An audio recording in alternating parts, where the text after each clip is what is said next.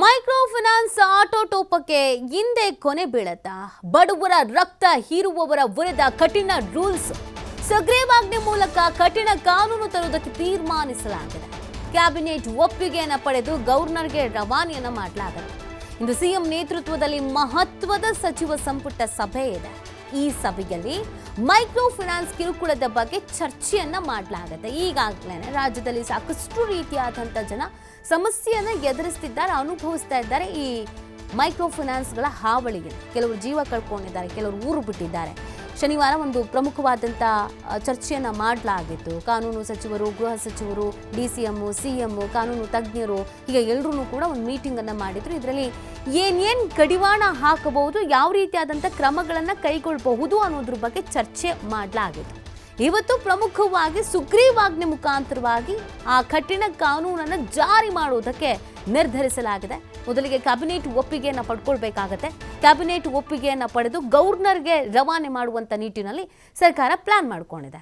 ಹಾಗಿದ್ರೆ ಫಿನಾನ್ಸ್ಗೆ ಏನೇನು ಹೊಸ ರೂಲ್ಸ್ ಅನ್ವಯ ಆಗುತ್ತೆ, ಏನೇನು ರೂಲ್ಸನ್ನು ಜಾರಿಗೆ ತರಲಾಗುತ್ತೆ ಅಂತ ನಾವು ನೋಡೋದಾದ್ರೆ, ಹಣಕಾಸು ವ್ಯವಹಾರಕ್ಕೆ ಕಡ್ಡಾಯ ನೋಂದಣಿಯನ್ನು ಮಾಡಿಸಬೇಕು.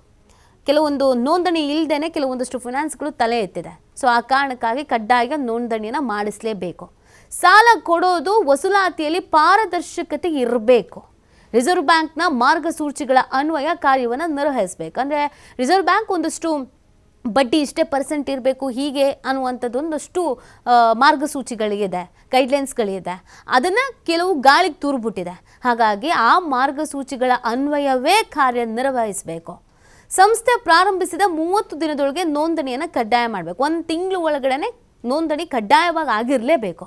ಯಾವುದೇ ಸಂದರ್ಭದಲ್ಲಿ ಸಂಸ್ಥೆಯ ಹಕ್ಕನ್ನು ಮೊಟಕುಗೊಳಿಸಬಹುದು.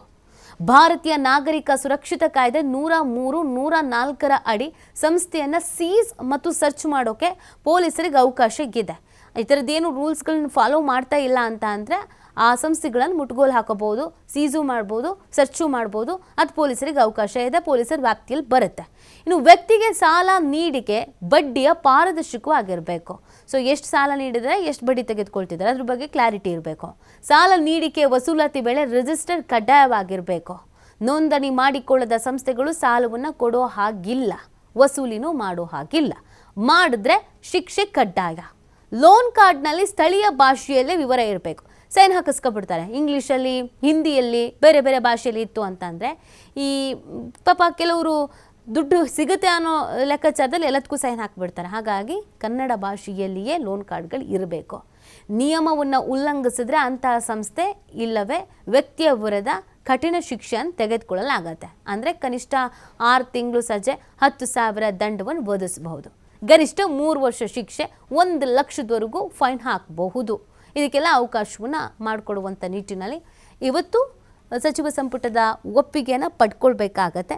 ಸೊ ಒಪ್ಪಿಗೆ ನೀಡಿದ ನಂತರ ರಾಜ್ಯಪಾಲರಿಗೆ ಸುಗ್ರೀವಾಜ್ಞೆಯ ಸಹಿಯಲ್ಲ ಏನಾಗಿರುತ್ತೆ ಅದನ್ನು ರವಾನೆ ಮಾಡುವಂಥ ನಿಟ್ಟಿನಲ್ಲಿ ಪ್ಲ್ಯಾನ್ ಮಾಡಿಕೊಳ್ಳಲಾಗಿದೆ. ಫೈನಾನ್ಸ್ ಟಾರ್ಚರ್ಗೆ ಸರ್ಕಾರ ಲಗಾಮು ಹಾಕೋದಕ್ಕೆ ಈ ನಿಟ್ಟಿನಲ್ಲಿ ಪ್ರಯತ್ನ ಪಡ್ತಾ ಇರೋದು. ಈಗಾಗಲೇ ಸಾಕಷ್ಟು ಕಂಪ್ಲೇಂಟ್ಸ್ಗಳು ಬಂದಿದ್ವು. ಒಂದು ತಾಳಿ ಸರವನ್ನು ಕೂಡ ಕಳಿಸಲಾಗಿತ್ತು CMಗೆ, ನಮ್ಮ ಮಾಂಗಲ್ಯವನ್ನು ಉಳಿಸ್ಕೊಡಿ ಅನ್ನುವಂಥ ಅರ್ಥದಲ್ಲಿ ಆ ಅಭಿಯಾನವನ್ನು ಹೆಣ್ಮಕ್ಳು ಶುರು ಮಾಡಿದರು. ಇದೆಲ್ಲ ಆದಮೇಲೆ ಸರ್ಕಾರ ಕೂಡ ಎಚ್ಚೆತ್ಕೊಂಡಿತ್ತು, ಇಲ್ಲ ಈ ಫಿನಾನ್ಸ್ಗಳ ಕಂಪನಿಗಳ ಈ ರೀತಿಯಾದಂಥ ಕಷ್ಟ ಕೊಡೋದು, ಟಾರ್ಚರ್ ಕೊಡೋದು, ಹಿಂಸೆ ಮಾಡೋದು ಏನಿದೆ ಇದಕ್ಕೆ ಕಡಿವಾಣವನ್ನು ಹಾಕಲೇಬೇಕು ಅಂತ ಆ ನಿಟ್ಟಿನಲ್ಲಿ ಅದಕ್ಕೆ ಸಂಬಂಧಪಟ್ಟಂಥ ಇಲಾಖಾವಾರು ಸಚಿವರುಗಳು ಮತ್ತು ಅಧಿಕಾರಿಗಳ ಜೊತೆಗೆ ಚರ್ಚೆಯನ್ನು ಮಾಡಿ ಇಷ್ಟೆಲ್ಲ ತೀರ್ಮಾನವನ್ನು ಕೈಗೊಳ್ಳಲಾಗಿದೆ. ಈ ಬಗ್ಗೆ ಮತ್ತಷ್ಟು ಮಾಹಿತಿಯನ್ನು ನೀಡ್ತಾರೆ ನಮ್ಮ ಪ್ರತಿನಿಧಿ ಶಿವು. ಈಗಾಗಲೇ ಫಿನಾನ್ಸ್ ಕಂಪನಿಗಳಿಗೆ ಕಡಿವಾಣ ಹಾಕಲೇಬೇಕು ಅನ್ನುವಂಥ ನಿಟ್ಟಿನಲ್ಲಿ ಸಾಕಷ್ಟು ಒತ್ತಡವೂ ಇತ್ತು. ಆ ಪ್ರಯತ್ನದ ಹಾದಿಯಲ್ಲಿ ಸರ್ಕಾರ ಕೂಡ ಇದೆ. ಸುಗ್ರೀವಾಜ್ಞೆ ಜಾರಿ ಆದರೆ ಹಾಗಿದ್ರೆ ಇನ್ಮೇಲೆ ಯಾವುದೇ ರೀತಿಯಾದಂಥ ಸಮಸ್ಯೆ ಆಗಲ್ವಾ? ಏನೆಲ್ಲ ಕಾನೂನುಗಳು ಅನ್ವಯ ಆಗಬಹುದು ಅಂತ? ಇವತ್ತು CM ನೇತೃತ್ವದಲ್ಲಿ ಸಚಿವ ಸಂಪುಟ ಸಭೆ ನಡೀತಾ ಇದೆ. ಸಂಪುಟ ಸಭೆಯಲ್ಲಿ ಮೈಕ್ರೋ ಫೈನಾನ್ಸ್ ಸಂಸ್ಥೆಗಳ ಕಿರುಕುಳದ ಬಗ್ಗೆ ಇವತ್ತು ಗಂಭೀರವಾಗಿ ಚರ್ಚೆ ಆಗತ್ತೆ. ಯಾಕೆಂದ್ರೆ ನಿನ್ನೆ ಕೂಡ ಪರಮೇಶ್ವರ್ ಹಾಗೆ HK ಪಾಟೀಲ್ ಅವರು ಕಾನೂನು, ಕಂದಾಯ ಹಾಗೆ ಆರ್ಥಿಕ ಇಲಾಖೆಯ ಅಧಿಕಾರಿಗಳ ಜೊತೆ, ಗೃಹ ಇಲಾಖೆಯ ಅಧಿಕಾರಿಗಳ ಜೊತೆ ವಿಧಾನಸೌಧದಲ್ಲಿ ಸಭೆಯನ್ನ ಮಾಡಿದ್ರು. ಸಭೆಯಲ್ಲಿ ಹೊಸ ಕಾನೂನನ್ನ ಜಾರಿಗೆ ತರುವ ಬಗ್ಗೆ ಸಂಪೂರ್ಣವಾದಂತ ಮಾಹಿತಿಗಳನ್ನ ಸಂಗ್ರಹಿಸಿದ್ರು. ಜೊತೆಗೆ ಡ್ರಾಫ್ಟ್ ಕೂಡ ರೆಡಿ ಮಾಡಿದ್ರು.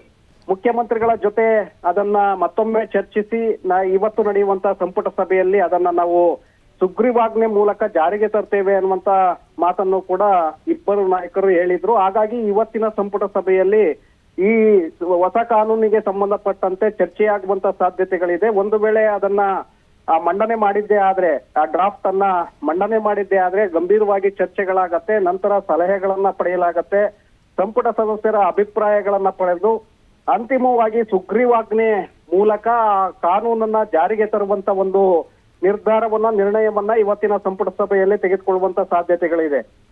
ಒಂದು ವೇಳೆ ಸಂಪುಟ ಸಭೆಯಲ್ಲಿ ಮೈಕ್ರೋ ಫೈನಾನ್ಸ್ ಹೊಸ ಕಾನೂನನ್ನ ಸುಗ್ರೀವಾಜ್ಞೆ ಮೂಲಕ ಒಪ್ಪಿಕೊಂಡಿದ್ದೇ ಆದ್ರೆ ಅದನ್ನ ರಾಜ್ಯಪಾಲರಿಗೆ ಕಳಿಸಲಾಗತ್ತೆ. ರಾಜ್ಯಪಾಲರ ಸಹಿ ಅದಕ್ಕೆ ಬಿದ್ದಿದ್ದೇ ಆದ್ರೆ ಅದು ಕಾನೂನಾಗಿ ಜಾರಿಗೆ ಬರುತ್ತೆ.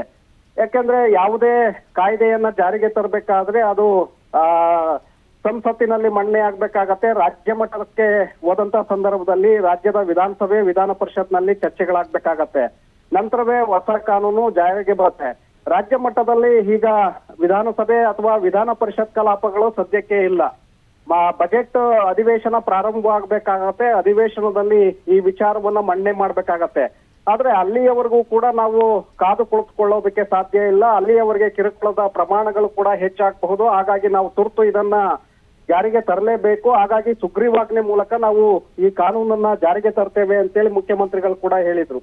ಇವತ್ತಿನ ಸಂಪುಟ ಸಭೆಯಲ್ಲಿ ಇದು ನಿರ್ಣಯ ಆಗಿದ್ದೇ ಆದ್ರೆ ಮೈಕ್ರೋ ಫೈನಾನ್ಸ್ ಸಂಸ್ಥೆಗಳಿಗೆ, ಯಾವೆಲ್ಲ ಸಂಸ್ಥೆಗಳು ಈ ಸಣ್ಣ ಪ್ರಮಾಣದಲ್ಲಿ ಗುರುತಿಸ್ಕೊಂಡಿದೆ, ಸಾಲವನ್ನ ನೀಡುತ್ತೆ, ಸಾಲ ವಸೂಲಿಯನ್ನ ಮಾಡ್ಕೊಳ್ತವೆ, ಅಂತಹ ಸಂಸ್ಥೆಗಳಿಗೆ ಕಡಿವಾಣವನ್ನ ಹಾಕುವಂತ ನಿರ್ಧಾರ ಹೊರಬೀಳುತ್ತೆ. ಹಲವು ಶಿಫಾರಸುಗಳಿದೆ ಈ ಒಂದು ಕಾಯ್ದೆಯಲ್ಲಿ. ಹೊಸ ಕಾಯ್ದೆ ಜಾರಿಗೆ ಬಂದಿದ್ದೇ ಆದ್ರೆ ಕನಿಷ್ಠ 6 ತಿಂಗಳವರೆಗೆ ಸಜೆ ಅಂದ್ರೆ ಶಿಕ್ಷೆಯ ಪ್ರಮಾಣ ಇರುತ್ತೆ. 10,000 ರೂಪಾಯಿಗಳ ದಂಡವನ್ನ ಹಾಕಬಹುದು. ಯಾವುದೇ ಸಂಸ್ಥೆ ಕಿರುಕುಳವನ್ನ ಕೊಟ್ಟಿದ್ದೇ ಆದ್ರೆ ಅದರ ಪ್ರಮಾಣದ ಮೇಲೆ ಶಿಕ್ಷೆಯ ಪ್ರಮಾಣ ಕೂಡ ಹೆಚ್ಚಾಗತ್ತೆ. ಗರಿಷ್ಠ 3 ವರ್ಷಗಳವರೆಗೆ ಶಿಕ್ಷೆಯನ್ನ ಜಾರಿ ಮಾಡಬಹುದು, ಜೈಲು ಶಿಕ್ಷೆಯನ್ನ. ನಂತರ 1 ಲಕ್ಷದವರೆಗೆ ಫೈನ್ ಹಾಕೋದಕ್ಕೂ ಕೂಡ ಇದರಲ್ಲಿ ಅವಕಾಶಗಳಿದೆ. ಈ ಯಾವೆಲ್ಲ ಫೈನಾನ್ಸ್ ಸಂಸ್ಥೆಗಳಿದೆ ಅವು ನೋಂದಣಿ ಪ್ರಾಧಿಕಾರದಲ್ಲಿ ನೋಂದಣಿಯನ್ನ ಮಾಡ್ಕೊಳ್ಬೇಕಾಗತ್ತೆ. ಯಾಕಂದ್ರೆ ಕೆಲವು ಇಲ್ಲಿಗಲ್ ಫೈನಾನ್ಸ್ ಸಂಸ್ಥೆಗಳು ಕೂಡ ಸಣ್ಣ ಪ್ರಮಾಣದಲ್ಲಿವೆ. ಅವುಗಳಿಂದಲೇ ಹೆಚ್ಚಿನ ಪ್ರಮಾಣದ ಕಿರುಕುಳಗಳಾಗ್ತಾ ಇದೆ. ನಾವು ಯಾವುದೇ ಕಿರುಕುಳವನ್ನ ಕೊಡ್ತಾ ಇಲ್ಲ ಅಂತೇಳಿ ಕೆಲವು ದೊಡ್ಡ ಮೈಕ್ರೋ ಫೈನಾನ್ಸ್ ಸಂಸ್ಥೆಗಳು ಸರ್ಕಾರದ ಗಮನಕ್ಕೆ ತಂದಿದ್ದು. RBI ಅಧಿಕಾರಿಗಳು ಕೂಡ ಆ ಸಂದರ್ಭದಲ್ಲಿ ಇದ್ರು. ಸಿಎಂ ನಡೆಸಿದಂತ ಸಭೆಯಲ್ಲಿ ಅವರು ಈ ವಿಚಾರವನ್ನು ಕೂಡ ಗಮನ ತಂದಿದ್ರು. ಸಣ್ಣ ಪುಟ್ಟ ಫೈನಾನ್ಸ್ ಸಂಸ್ಥೆಗಳು ಯಾವ ಇಲ್ಲಿಗಲ್ ಆಗಿ ನಡೀತಾ ಇದೆ ಅವುಗಳ ವಿರುದ್ಧ ಕ್ರಮವನ್ನ ತೆಗೆದುಕೊಳ್ಳೋದಕ್ಕೂ ಕೂಡ ಈ ಕಾಯ್ದೆಯಲ್ಲಿ ಅವಕಾಶಗಳಿದೆ. ಕಡ್ಡಾಯ ಮಾಡಬೇಕಾದ್ರೆ ಪ್ರಾರಂಭ ಮಾಡಬೇಕಾದ್ರೆ ನೋಂದಣಿ ಪ್ರಾಧಿಕಾರದ ಅನುಮತಿ ಅಗತ್ಯ.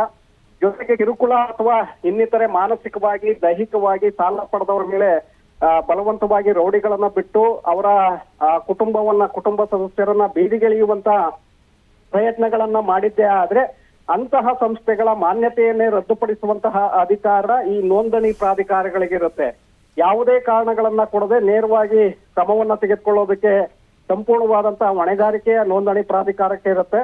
ಜೊತೆಗೆ ದೂರುಗಳು ಕಿರುಕುಳ ಕೊಟ್ಟಂತ ಸಂದರ್ಭ, ಮನೆಯಿಂದ ಹೊರಗೆ ಹಾಕುವಂತ ಸಂದರ್ಭ ಅಥವಾ ಫೋನಿನ ಮೂಲಕ ಅವ್ಯಾಚ್ಯ ಪದಗಳನ್ನ ಬಳಸಿ ನಿಂದನೆ ಮಾಡುವಂತಹ ಪ್ರಯತ್ನಗಳನ್ನ ಸಂಸ್ಥೆಗಳು ಮಾಡಿದ್ದೇ ಆದ್ರೆ ಅಂತ ಸಂದರ್ಭದಲ್ಲಿ ಒಂದು ವೇಳೆ ದೂರನ್ನ ಕೊಡದೆ ಹೋದ್ರೆ, ಯಾರು ಈ ತೊಂದರೆಗೆ ಒಳಗಾಗಿರ್ತಾರೆ ಅವರು ದೂರನ್ನ ಒಂದು ವೇಳೆ ಕೊಡದೆ ಹೋದ್ರು ಸುಮೋಟೋ ಅಡಿ ಕೇಸನ್ನ ದಾಖಲಿಸಬೇಕು, ಅವರ ಮೇಲೆ ಕ್ರಮವನ್ನ ಕೈಗೊಳ್ಬೇಕು ಅಂತೇಳಿ ಈಗಾಗಲೇ ಹೋಮ್ ಮಿನಿಸ್ಟರ್ ಕೂಡ ಪೊಲೀಸ್ ಹಿರಿಯ ಅಧಿಕಾರಿಗಳಿಗೆ ಕಟ್ಟುನಿಟ್ಟಿನ ಸೂಚನೆಯನ್ನ ಒಡ್ತಿದ್ದಾರೆ. ಹಾಗಾಗಿ ಸುಮಾರು 10-12 ಅಂಶಗಳನ್ನ ಇದರಲ್ಲಿ ನಮೂದು ಮಾಡಲಾಗಿದೆ. ಅದರ ಮಾರ್ಗಸೂಚಿಗಳ ಅನ್ವಯ ಮೈಕ್ರೋ ಫೈನಾನ್ಸ್ ಸಂಸ್ಥೆಗಳು ನಡ್ಕೊಳ್ಬೇಕಾಗತ್ತೆ. ಒಂದು ವೇಳೆ ನಡ್ಕೊಳ್ದೇ ಇದ್ರೆ ಅವುಗಳ ಅನುಮತಿಯನ್ನ ಕ್ಯಾನ್ಸಲ್ ಮಾಡಲಾಗತ್ತೆ. ಮತ್ತೆ 3 ವರ್ಷಗಳವರೆಗೆ ಜೈಲು ಶಿಕ್ಷೆಯನ್ನ ಕೊಡುವಂತ ಅಂಶಗಳು ಕೂಡ ಈ ಹೊಸ ಕಾನೂನಿನಲ್ಲಿ ಇದೆ. ನೀತಿ. ಓಕೆ, ಥ್ಯಾಂಕ್ ಯು ಶಿವು ತಮ್ಮ ಡೀಟೇಲ್ಸ್ಗಾಗಿ.